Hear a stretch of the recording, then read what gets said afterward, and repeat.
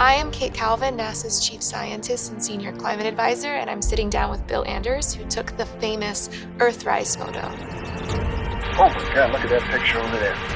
There's the Earth coming up. Wow, isn't that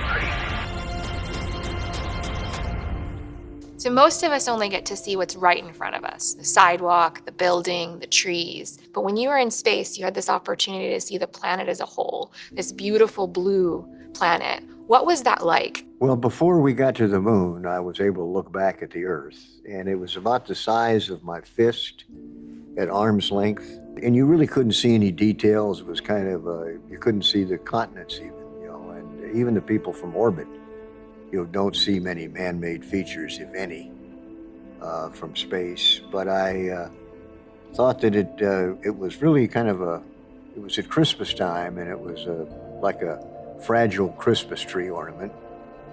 And I thought to myself, it's too bad we don't treat it more like a Christmas tree ornament.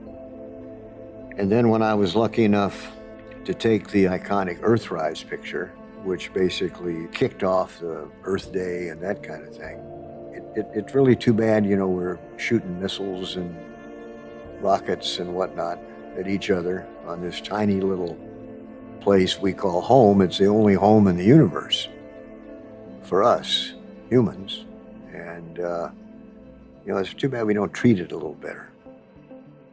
We're approaching the 53rd Earth Day, and as you said, Earthrise has had a tremendous impact on people and the environmental movement. What do you think the biggest impacts were, both then and now, of the Earthrise photo?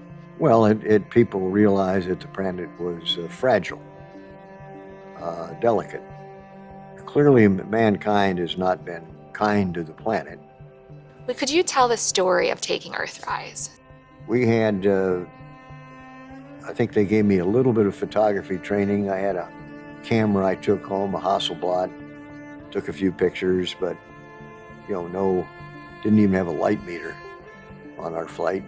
And so we were in lunar orbit, upside down and going backwards. So for the first several revolutions, and we didn't see the Earth. And didn't really think about that. And then we righted ourselves, heads up, and twisted the spacecraft so it was going forward. And while Frank Borman was in the process of doing that, suddenly I saw out of the corner of my eye this color. It was shocking. Oh my God, look at that picture over there. There's the Earth coming up. Wow, is that pretty? You got a color film, Jim? Hand me a roll of color quick. Oh man, that's great. Where is it? Quick. So I managed to get Lovell to get me a color magazine, put the long lens on and started snapping away. You got it? Yep. Just take several. Take several of them. Here, give it to me. Wait a minute, let me just get the right setting here now. Just calm down, Lovell. Oh, I got it right. Oh, that's a beautiful shot. Okay. Now there's very exposure. I did. I took two up there. You sure you got it now? Yeah, it'll come up again, I think. Without a light meter, I really didn't know what to set it. So I just took the f-stop and just took a shot, moved it, took a shot, moved it, and then really didn't think that much about it. I think had I not taken the Earthrise picture, Bill who? I have it hanging on the wall of my office. And Is that right? It's a reminder every day of why we do this, for Yeah. science, for inspiration, for innovation, Yeah, for home. yeah. So it makes people think, Yeah. about this fragile little ball we live on. Yeah. Beautiful Hadn't fragile. made them think enough, but we do think. Earth is one of our most important missions at NASA, and we're continuing to use that vantage point of space, the image that you saw. We continue to look at Earth and see how it's changing. What words of wisdom would you give future scientists, astronauts, or the next generation?